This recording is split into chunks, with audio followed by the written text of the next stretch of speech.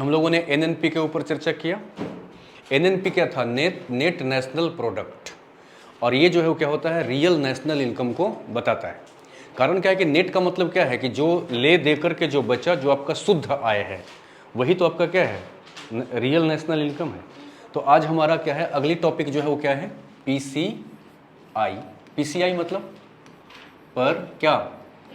Capita, हाँ, income. नहीं, इसके लिए हिंदी क्या करेंगे? रूपांतरण इसका क्या होगा? प्रति व्यक्ति आय। ठीक, प्रति व्यक्ति आय, प्रति व्यक्ति आय। इसको ना आप क्या करिए, एक उदाहरण से समझिए। नेशनल आय से काम क्यों नहीं चला? नहीं, मतलब कि टोटल जो हम लोग राष्ट्रीय आय की बात कर रहे थे, राष्ट्रीय आय को छोड़ करके हम प्रति व्यक्ति आय के ऊपर क्यों बात कर रहे हैं? तो इकोनॉमी कहता है कि कितना आप कमाते हैं, इससे डेवलपमेंट नहीं माना जाएगा। रीजन क्या है सो देखिए। जैसे मान लीजिए कि एक्स नाम का एक व्यक्ति है जो कुछ पैसा कमाता है। कुछ पैसा कहने का सेंस हम ऐसा लगा लेते हैं कि एक्स नाम का जो व्यक्ति है वो 1 लाख रुपया पर मंथ कमाता है। मान लीजिए एक्स नाम का एक व्यक्ति है जो 1 लाख रुपया प्रति महीना क्या करता है? कमाता है।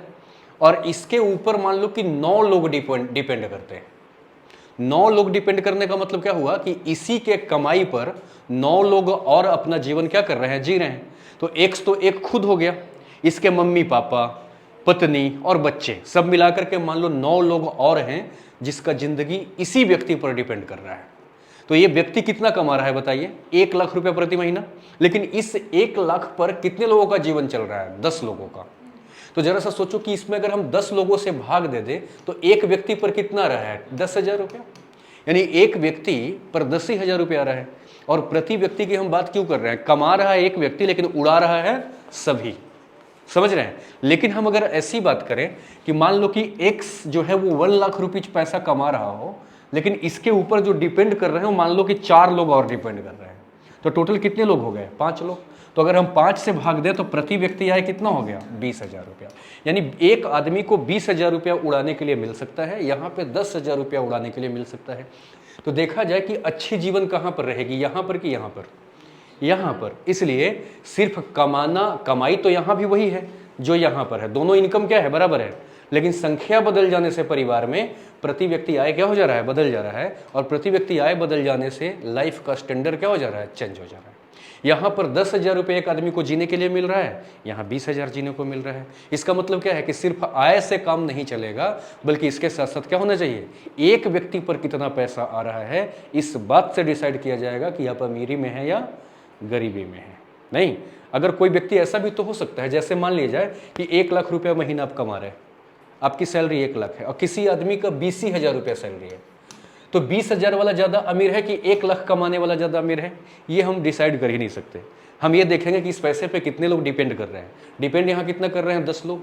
और हो सकता है कि यहाँ पर क्या है? सिंगल है, एक ही आदमी है। तो एक आदमी पर 20,000 आ गया, लेकिन लाख रुपया कमा करके भी एक आदमी पर 10,000 आ रहा है। इसलिए जनसंख्या एक इंपॉर्टेंट रोल प्ले करता है गरीबी और अमीरी को क्या करने में? डिसाइड करने में। इसलिए सिर्फ नेशनल इनकम की बात नहीं होनी चाहिए, बल्कि प्रति व्यक्ति आय की बात होनी चाहिए कि एक व्यक्ति पर इनकम कितना आ रहा है। ठीक है? उसी तरीके से अगर हम पूरे देश की बात करें तो पूरे देश की जो क्या होगा? नेशनल इनकम होगा, वो कैसे निकलेगा बताओ? तो पूरे देश की नेशनल इनकम नहीं, मैं पूरे देश की पॉपुलेशन से क्या करेंगे? भाग दे देंगे, वही निकलेगा ना प्रति व्यक्ति आय। तो यानी पीसीआई का फॉर्मूला क्या होना चाहिए बताओ? पीसीआई का फॉर्मूला होना चाहिए नेशनल इनकम। और नेशनल इनकम किस पे निकालते हैं बताओ? एनएनपी पर। तो एनएनपी के माध्यम से आपको नेशनल इनकम मिल गया। और बाय उस कंट्री के टोटल पॉपुलेशन से क्या करिए बताइए? डिवाइड कर दीजिए। नहीं, इसका मतलब क्या है कि total income of the country by the total population of the country is equal to per capita income. नहीं, तो ये प्रति व्यक्ति आय का ये फॉर्मूला होता है। ठीक है? नहीं, लेकिन प्रति व्यक्ति आय से भी काम नहीं चलेगा। हमें प्रति व्यक्ति आय नहीं चाहिए, बल्कि क्या चाहिए? वास्तविक प्रति व्यक्ति आय चाहिए। वास्तविक क्या? वास्तविक में इधर से होता है क्या हुआ? हिंदी की थोड़ी हालत खराब है, तो जरा सा देखो तो वास्तविक प्रति व्यक्ति आय का मतलब क्या हो जाएगा बताओ? वास्तविक क्या? प्रति व्यक्ति क्या? आय। ठीक है? इसके लिए इंग्लिश शब्द क्या होगा? रियल पर कैपिटा इनकम। नहीं, रियल पर कैपिटा इनकम। ये क्या होता है ये देखा जाए, ठीक है। तो प्रति व्यक्ति आय और वास्तविक प्रति व्यक्ति आय दोनों दो चीजें हैं, ठीक है। तो प्रति व्यक्ति आय कैसे निकालते हैं? Total income by total population. प्रति व्यक्ति आय कैसे निकालते हैं सो देखिएगा। तो वास्तविक प्रति व्यक्ति आय का फॉर्मूला होता है क्या? अस्थिर मूल्य पर। अस्थिर मूल्य समझते हैं, यानी फिक्स्ड प्राइस। अस्थिर मूल्य पर क्या? राष्ट्रीय आय। यानी राष्ट्रीय आय किस पर होना चाहिए बताओ? हैं? अस्थिर मूल्य पर राष्ट्रीय आय बटे कुल क्या? जनसंख्या। यानी अस्थिर मूल्य पर आपको निकालना पड़ेगा क्या चीज? राष्ट्रीय आय, और उसमें जनसंख्या से भाग दोगे तब क्या निकलेगा बताओ? रियल पर कैपिटा इनकम। तो यहां पर मन में एक सवाल तुम्हारा आता होगा कि अस्थिर मूल्य पर क्या? राष्ट्रीय आय का मतलब क्या है? समझ रहे हैं? तो यही चीज मेन आपको समझना है, वो क्या है? अस्थिर क्या मूल्य। एक एग्जाम्पल से इसको क्लियर करेंगे तो और होगा। अस्थिर मूल्य पर क्या? राष्ट्रीय बोलो आय। ये जानते हो कैसे निकलता है स्थिर मूल्य पर राष्ट्रीय आय? ये निकलता है चालू वर्ष की कीमत। चालू वर्ष समझते हैं? करंट ईयर जो अभी चल रहा है, समझ रहे हैं? करंट ईयर मतलब क्या? चालू वर्ष। तो यहां क्या है? चालू वर्ष की मूल्य पर आय। कैसा आय? राष्ट्रीय आय। मतलब इस वर्ष में जो प्राइज चल रहा है उस प्राइज पर क्या निकालना है हमें? आय। और बटे क्या निकालना है आपको? तो बटे निकालना है चालू वर्ष की कीमत सूचकांक। चालू वर्ष की क्या? कीमत बोलो सूचकांक, ठीक है। अब यहां पर एक नया चीज और आ गया, क्या? करंट ईयर में जो प्राइज है, तो मतलब समझिए 2023 चल रहा है, तो अभी लैपटॉप का प्राइस क्या है? कुछ है, वो आपका क्या हो गया? करंट ईयर का प्राइस। पिछले साल कुछ और कम रहा होगा, उसके साल अगले साल कुछ और कम रहा होगा। तो चालू वर्ष का मतलब जो इस साल करंट ईयर जो है ना, रनिंग ईयर, उसका प्राइस क्या है? और नीचे में किससे भाग देना है? चालू वर्ष की कीमत सूचकांक से। तो यहां पर आपको निकालना पहले क्या पड़ेगा बताओ? कीमत क्या? सूचकांक। कीमत सूचकांक का मतलब जानते हो? कौन सा कीमत सूचकांक? चालू वर्ष के कीमत सूचकांक का फॉर्मूला जानते हो क्या होता है? ये यहां से बस फाइनल है, ये है P1 अपॉन P0 इंटू 100, ठीक। ये निकल जाएगा आपका कीमत सूचकांक। तो कहोगे P1 और P0 क्या है? P1 जानते हो क्या है? P1 जो है वो है इस वर्ष का कीमत, मतलब चालू वर्ष का कीमत किसी भी चीज का, चालू वर्ष का क्या? कीमत, यानी प्राइस ऑफ क्या? Current year. और P0 जो है ना, वो जानते हो क्या है? आधार वर्ष का कीमत, यानी बेस ईयर का प्राइस। आधार वर्ष मतलब बेस ईयर का क्या? प्राइस। बेस ईयर अभी क्या चल रहा है? 2011-12। अब आपका फाइनल हो गया यहां से। अब इसको देखिए कि एग्जाम्पल से आपको बात समझ में आ जाएगा। 2015 से पहले जो बेस ईयर अपना था 2004-5 था, समझ रहे हैं? 2015 में उस बेस ईयर को क्या कर दिया गया? 2011-12, समझ रहे हैं? 19-20 में बात चल रही थी कि अब बेस ईयर क्या कर दिया जाए? एक 20-21 कर दिया जाए, लेकिन कोरोना आने के वजह से भारत सरकार ने उस निर्णय को नहीं लिया। तो अभी भी बेस ईयर क्या है?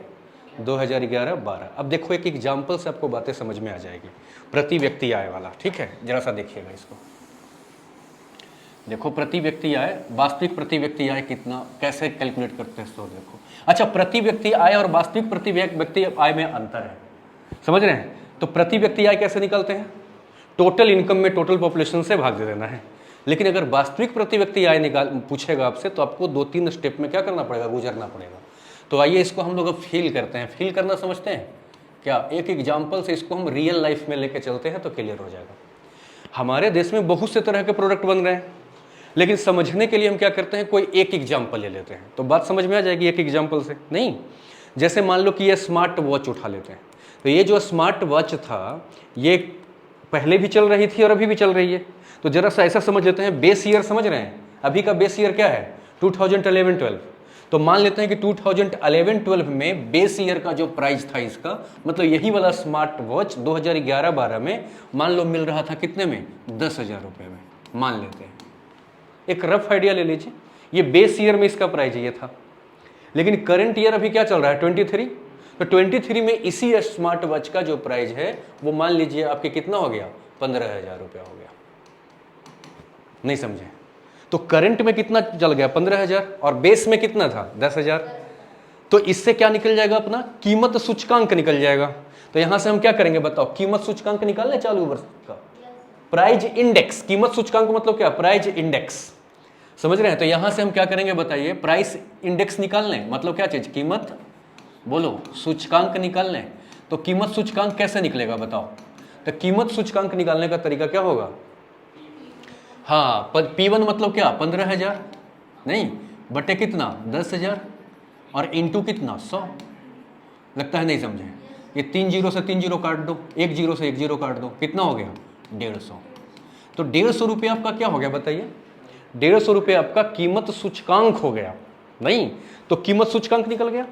अब कीमत सूचकांक निकालने के बाद फिर हम क्या निकालते हैं, स्थिर मूल्य पर राष्ट्रीय आय, मतलब नेशनल इनकम किस पर, स्थिर मूल्य पर। तो स्थिर मूल्य पर देखिए कैसे निकलता है। अब हम राष्ट्रीय आय निकाल लें इससे, तो राष्ट्रीय आय निकालेंगे हम लोग। राष्ट्रीय आय किस पर निकालेंगे बताओ, हैं स्थिर मूल्य पर ना, अस्थिर क्या मूल्य पर क्या राष्ट्रीय आय निकाल लें। तो स्थिर मूल्य पर राष्ट्रीय आय कैसे निकलता है, इसका फॉर्मूला बताओ, चालू वर्ष की क्या मूल्य पर आय। मतलब जरा सोचो, ऐसे समझना थोड़ा ध्यान से, कि मान लेते हैं कि चालू वर्ष में एक का कीमत कितना है 15,000 और मान लो हमारे यहाँ 100 घड़ी बना, तो टोटल नेशनल इनकम कितना हो गया, तो 1500 इंटू 15,000 इंटू 100। या मान लेते हैं एक ही घड़ी बना, एक ही पर कैलकुलेट कर ले, ज़्यादा आसान रहेगा। तो हमारे देश का चालू वर्ष मतलब इस साल के कीमत पर टोटल इनकम कितना आया 15,000। तो यहाँ रख दे ऊपर चालू वर्ष की मूल्य पर 15,000 हुआ ना, तो ऊपर क्या लिख देते हैं 15,000। नहीं समझे? और नीचे क्या है, चालू वर्ष की कीमत सूचकांक, जो ऊपर निकाल के आप रखे। तो चालू वर्ष की कीमत सूचकांक से यहाँ क्या करिए, आप भाग दे दीजिए, तो कितना आ गया 100। तो 100 रुपये आपका क्या हो गया बताओ, स्थिर मूल्य पर क्या राष्ट्रीय आय। अब स्थिर मूल्य पे जो राष्ट्रीय आय आया है उसमें जनसंख्या से क्या करेंगे, भाग दे देंगे, क्योंकि तो क्या निकल के आ जाएगा बताओ, रियल पर कैपिटा इनकम। नहीं समझे? कितने स्टेप चलना है, समझ में आया? सबसे पहले आप क्या करेंगे, कीमत सूचकांक निकालेंगे। कीमत सूचकांक कैसे निकलेगा, करंट ईयर के प्राइस में आप क्या करेंगे, बेस ईयर के प्राइस से भाग करेंगे और इंटू 100, वो कीमत सूचकांक निकल गया। अब कीमत सूचकांक में भाग किससे देंगे, करंट ईयर में जो आपका क्या है नेशनल इनकम है, करंट ईयर में करंट प्राइस पर जो आपका नेशनल इनकम है उसमें आप भाग दे देंगे किससे, कीमत सूचकांक से। तो क्या निकल जाएगा, स्थिर मूल्य पर क्या राष्ट्रीय आय। अब इसमें पॉपुलेशन से भाग देंगे तब निकलेगा वास्तविक प्रति व्यक्ति आय। यही था आपका वास्तविक प्रति व्यक्ति आय। कर लेंगे कैलकुलेट, इस पर बहुत क्वेश्चन बनेगा और जितना बेस पीछे साल में पूछा गया उस पर चर्चा करेंगे। तो ये फॉर्मूला अगर दिमाग में नहीं रहा तो आप अटक जाएंगे, यहाँ से खूब क्वेश्चन बनता है बहुत ज़्यादा, समझ रहे हैं? तो अब देखिएगा हम आगे चलें, और आगे वाला जो है ना बड़ा इम्पोर्टेंट कॉन्सेप्ट है, जिसमें 2-3 बातों को आपको स्पष्ट समझना होगा, फिर कुछ क्वेश्चन करेंगे। पीसीआई और प्रति व्यक्ति आय, वास्तविक प्रति व्यक्ति आय में कोई दिक्कत तो नहीं ना? अब आगे चलते हैं, ठीक, आगे आइए। और आगे में हम देखते हैं 2-3 चीज कंसेप्ट आज हम लोग खोलेंगे। एक है आपका प्राइवेट इनकम, प्राइवेट इनकम, ठीक। प्राइवेट इनकम के लिए हिंदी शब्द क्या है बताओ, हैं निजी आय। निजी आय में इधर से ना, हैं निजी आय, ठीक है, प्राइवेट इनकम। दूसरा जो आपका है वो है पर्सनल इनकम, पर्सनल क्या, हाँ पर्सनल इनकम। जैसे नेशनल इनकम तो हम लोगों ने देख ही लिया, अब प्राइवेट इनकम देख लें। पर्सनल इनकम को क्या बोलते हैं हिंदी में, व्यक्तिगत आय। ये क्या हो गया, व्यक्तिगत आय, ठीक है। और तीसरा आपका है क्या, डिस्पोजल इनकम। डिस्पोजल क्या इनकम। नहीं समझ में आएगा तो यहाँ पे रुकना, ये सब इंपॉर्टेंट कंसेप्ट है। इसको हिंदी में बोलते हैं प्रयोज्य आय, प्रयोज्य आय। ये 2-3 तरह की जो आपका इनकम है, इसको थोड़ा डिटेल्स में हम लोग करके देखें। समझ रहे हैं? देखना जरा सा एक चीज़ ध्यान से, समझ में आ रहा है? जैसे मान लो थोड़ा देर के लिए, नहीं कि जागृति जो है, मान लेते हैं ना, मानने में क्या जाता है, जागृति जो है वो मान लेते हैं कि अंबानी है, मान ले जागृति क्या है, एक अंबानी है, नहीं। और अंबानी साहब ने क्या किया है, एक कंपनी खोला है। इस कंपनी का नाम मान लो क्या है, बोलो, सूटकेस कंपनी। नहीं, इसने एक सूटकेस कंपनी खोला है, मतलब ये सूटकेस बनाती है और उसको क्या करती है, बेचती है, मान लेते हैं। तो ये अंबानी के नाम से जाना जाएगा कि कंपनी के नाम से जाना जाएगा? कंपनी के नाम से, क्योंकि सूटकेस कंपनी के नाम से इसने प्रोडक्शन शुरू किया। अब जैसे हम लोग क्या करते हैं, एप्पल का फ़ोन लेते हैं तो हम एप्पल या आईफोन के नाम से जानते हैं। अब इसका मालिक कौन है उससे हमें क्या मतलब? वैसे ही कुछ ये कोई भी मालिक हो, हम जब सूटकेस खरीद रहे हैं तो हमें पता है कि कौन सी कंपनी का सूटकेस है, तो इसने कंपनी का नाम ही क्या रख दिया है, सूटकेस रख दिया है। नहीं, अब जरा सही चीज़ सोचो, ध्यान से देखना। जागृति ने क्या किया, 100 करोड़ रुपए का पूंजी लगाया और 100 करोड़ रुपया का पूंजी लगा करके एक कंपनी स्टार्ट किया। ठीक है, इसमें इन्वेस्टमेंट टोटल कितना है, 100 करोड़ रुपया। और 100 करोड़ रुपया में क्या पूरा इन्वेस्टमेंट है, उसमें इसकी काम क्या हो गया, स्टार्ट हो गए। और 100 करोड़ रुपए में इसने क्या किया, कुछ प्रोडक्शन किया। मतलब कि मान लो कि क्या 100 करोड़ में इसने 10 लाख सूटकेस क्या किया, बनाया। और फिर ये 10 लाख सूटकेस को अपने घर में रखेगी, दहेज में बांटेगी कि बेचेगी मार्केट में? मार्केट में इसने इसको क्या किया, बेचा। तो मार्केट में बेचा तो इसको टोटल बेच करके 120 करोड़ रुपया आया। लगता है आप लोग नहीं समझ रहे हो। 100 करोड़ का इन्वेस्टमेंट है जिसमें इसने 10 लाख क्या किया, सूटकेस बनाया, और उससे को जब मार्केट में बेचा तो उससे इसको कैश कितना आया, 120 करोड़। तो ये फायदे में है कि लॉस में है? तो फायदा ये जागृति की है कि कंपनी की है? ये कंपनी का फायदा है, पहला चीज ध्यान रखिएगा, ये कंपनी की फायदा है। तो कंपनी की जो फायदा है तो कितना फायदा हुआ, 20 करोड़ रुपया। तो 20 करोड़ रुपया इनकम है, लेकिन ये जागृति की अपनी इनकम नहीं है, ये कंपनी की इनकम है। ऐसा क्यों? क्योंकि सरकार पहले कंपनी पर टैक्स लगाती है। तो मार्केट से जो बिक के पैसा आता है ना, उस पैसा पर, उस इनकम पर को क्या कहा जाता है बताओ? वो जो है वो कंपनी का इनकम है। और जो कंपनी का इनकम है, अभी तुम्हारा इनकम नहीं है वो, समझ रहे हैं? तो ये जो कंपनी का टोटल इनकम कितना आ गया, 20 करोड़, इसको कहा जाता है प्राइवेट इनकम। यही है आपका प्राइवेट इनकम। प्राइवेट इनकम का मतलब क्या, द इनकम ऑफ द क्या, टोटल कंपनी, यानी कंपनी का टोटल जो इनकम है वो प्राइवेट इनकम है। ठीक, अब उधर से सरकार आएगी। अच्छा, एक चीज और इसमें इंक्लूड करिएगा, इसमें ये जो लड़की है ना, कौन, जागृति, इसके पास ना 50 करोड़ अपना था।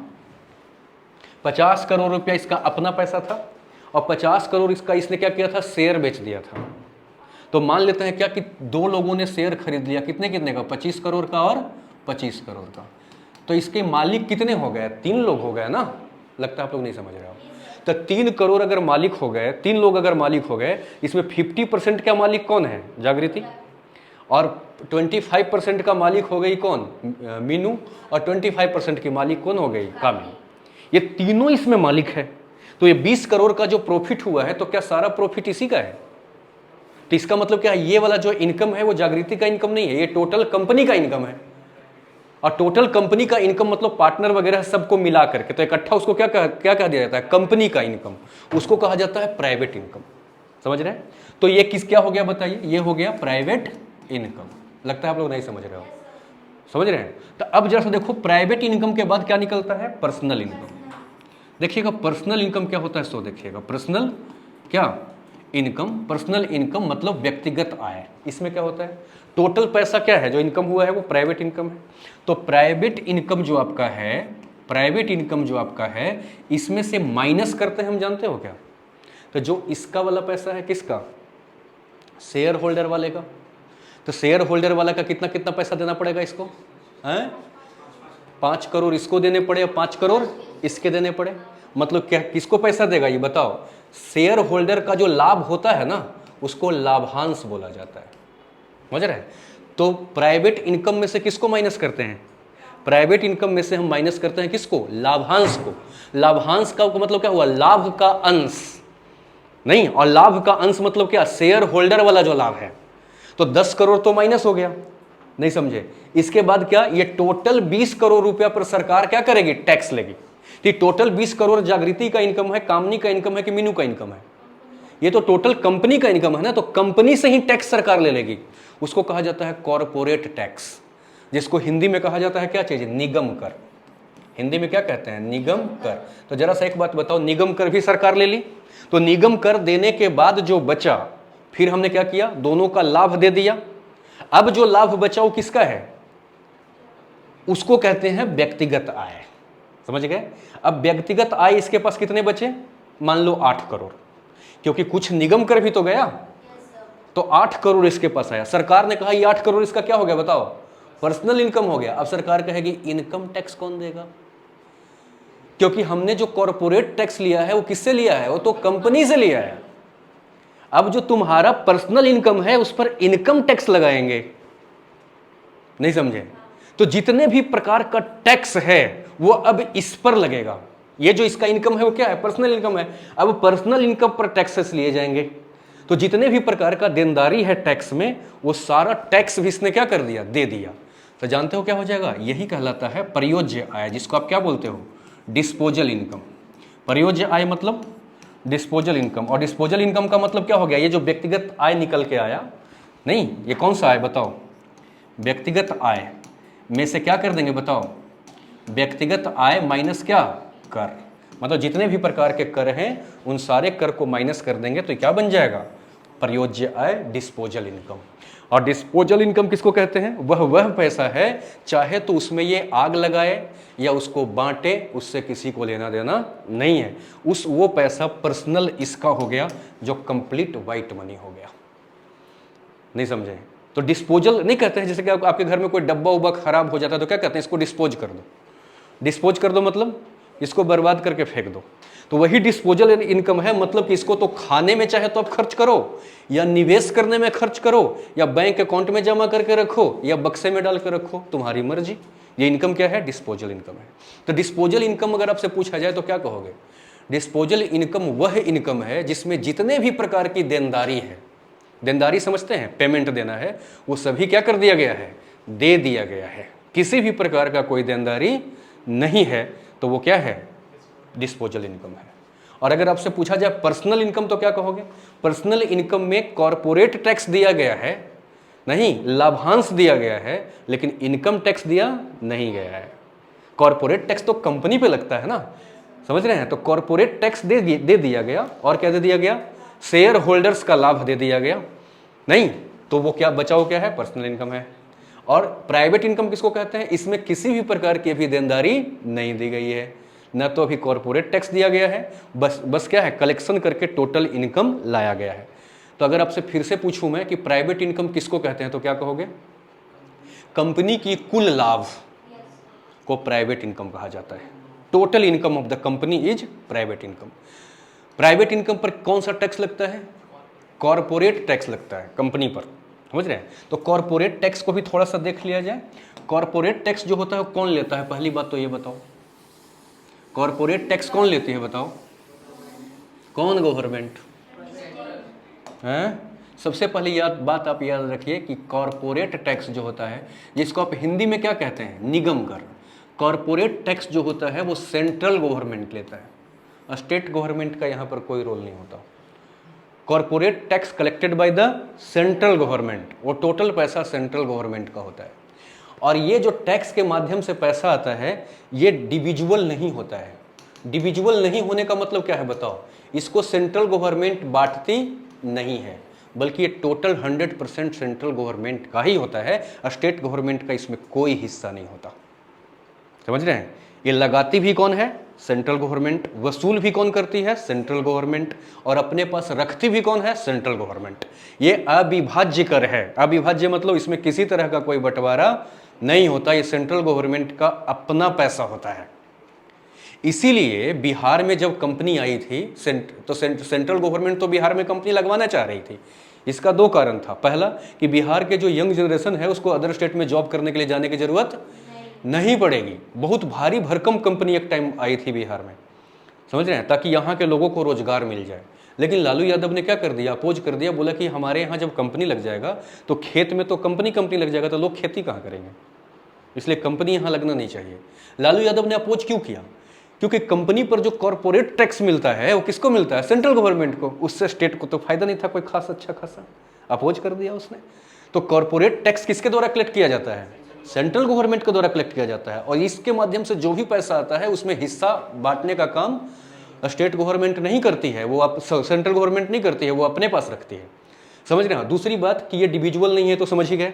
दूसरी बात ये समझिएगा कि ये सेम तरीके से नहीं लगता है टैक्स, बल्कि टैक्स लगाते समय सेंट्रल गवर्नमेंट ये देखती है कि ये फॉरेनर कंपनी है कि अपना क्या है, डोमेस्टिक कंपनी है। डोमेस्टिक कंपनी समझते हैं, अपने देश की कंपनी है या विदेशी कंपनी है। जैसे अंबानी कोई कंपनी स्टार्ट करे तो क्या हो गया, डोमेस्टिक कंपनी। लेकिन अगर बिल गेट्स आके इंडिया में कोई कंपनी स्टार्ट करे तो आप उसको क्या कहोगे, फॉरेन कंपनी। तो फॉरेन कंपनी के ऊपर में जो टैक्स का रेट रहता है ना वो ज्यादा रहता है, समझ रहे हैं। और जो डोमेस्टिक कंपनी का रेट होता है वो थोड़ा कम हो, मतलब इसमें रियायत दिया जाता है और इसमें रियायत नहीं दिया जाता है। इसके पीछे लॉजिक क्या है, लॉजिक ये है कि इसके ऊपर टैक्स लगा दे तो इसकी वस्तु थोड़ी क्या हो जाए, महंगी हो जाए, नहीं। और यहाँ अगर टैक्स कम लगाएं तो थोड़ी वस्तु क्या रहेगी, सस्ती रहेगी। तो ये वाला सेल खूब ज़्यादा होगा, तो स्थिति ऐसी होगी इससे हमारी देश की इकोनॉमी स्ट्रांग होगी। और यहाँ से तो पैसा वही मिलेगा ना जो सरकार को टैक्स मिलेगा, लेकिन प्रॉफिट तो पूरा कहाँ चला जाएगा, अमेरिका। इसलिए अपने देश के डेवलपमेंट के लिए नहीं, डोमेस्टिक कंपनियों पर रेट थोड़ा क्या किया जाता है, कम रखा जाता है, नहीं समझे। और विदेशी कंपनियों पर रेट थोड़ा ज़्यादा रखा जाता है। इसी को कहा जाता है क्या चीज़ बताओ, कॉरपोरेट टैक्स। तो कॉरपोरेट टैक्स मालिक पे लगता है कि कंपनी पर, ये कंपनी पर लगता है। पहला बात याद रखिएगा, कंपनी के टोटल फायदा को हम क्या कहते हैं, प्राइवेट इनकम। प्राइवेट इनकम पर अगर कॉरपोरेट टैक्स सरकार ने ले लिया आपसे और उसके बाद शेयर होल्डर को आपने प्रॉफिट दे दिया तो क्या बच गया, पर्सनल इनकम। पर्सनल इनकम पर जितने भी प्रकार के आपसे टैक्स सरकार आपका कॉलर पकड़ के जो लेगी वो अगर आपने चुकता कर दिया तो क्या बच गया, डिस्पोजल इनकम। और डिस्पोजल इनकम को आप कुछ भी कर सकते हैं, यूज करिए या बचत करिए। इसीलिए डिस्पोजल इनकम का फॉर्मूला होता है उपभोग। उपभोग समझते हैं, कंजप्शन, मतलब आपने यूज कर लिया और जो यूज नहीं कर सके वो वाला पैसा आपका क्या हो गया, बचत हो गया, नहीं समझे। तो यू उपभोग प्लस बचत इक्वल टू क्या, प्रयोज्य आय, डिस्पोजल इनकम। समझ गए।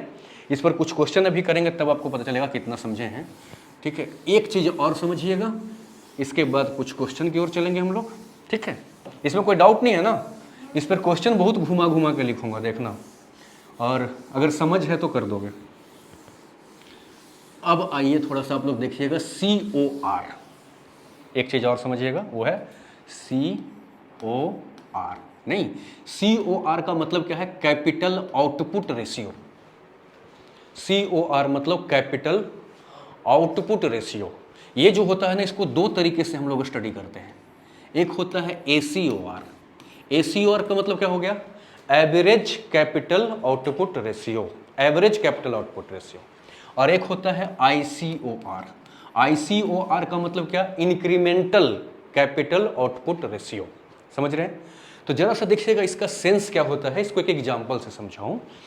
जैसे मान लिया जाए कि कोई व्यक्ति ने एक कंपनी शुरू किया, ठीक है। जैसे मान लो मुकेश ने एक कंपनी शुरू किया और इसने कंपनी में टोटल पैसा लगाया 10,000 रुपया, ठीक है। 10,000 रुपया का इसने क्या किया बताओ, पूंजी लगाया। और इसने कंपनी शुरू किया क्या करने का, माधुरी बनाने का, नहीं। और ये जो है वो 10,000 रुपया में टोटल कितना माधुरी बनाया, तो 10,000 रुपये में मान लो इसने 500 डब्बी माधुरी बनाया, नहीं। तो 10,000 रुपया टोटल लागत हो गया ना। ये क्या है बताओ, कुल लागत। कुल लागत समझते हैं, टोटल अमाउंट कितना इसने इन्वेस्ट किया तो 10,000 किया, और इसने बनाया क्या बताओ, इसने बनाया माधुरी, नहीं। और माधुरी कितना बनाया इसने, 10,000 रुपया खर्च करके 500 माधुरी बनाया। तो बताओ, तो एक माधुरी बनाने में कितना खर्च हुआ होगा, एक माधुरी बनाने में कितना खर्च हुआ होगा, तो 10,000 बटे 500। नहीं समझ में आया बात। तो 10,000 में क्या करिए बोलिए, 500 से आप भाग दे दीजिए तो कितना आ जाएगा बोलो, 20 रुपया ना। तो 20 रुपया एक माधुरी बनाने में इसको खर्च हुआ। ये एवरेज खर्च है कि एक्चुअल खर्च है, एवरेज। टोटल इनकम बटे टोटल माधुरी, ये क्या निकल के आया, एवरेज खर्चा निकल के आया। किसका, तो एक को बनाने में कितना लागत हुआ, उसी को कहा जाता है ACOR। ACOR क्या है पता है, एक इकाई उत्पादन करने में, एक इकाई समझ रहे हैं, एक इकाई उत्पादन करने में टोटल कितना लागत आया, उसी को क्या कहा जाता है, ACOR। समझ रहे हैं। ICOR क्या होता है, उसमें लागत नहीं देखा जाता है। अब जरा सा देखिएगा इसमें क्या फर्क पड़ता है, सो देखिए। जैसे मान लो कि ये पिछले साल का डेटा रहा मुकेश का, कि पिछले साल इसने इतना खर्च किया। इस बार इसने सोचा कि बहुत पैसा कमा लिया, तो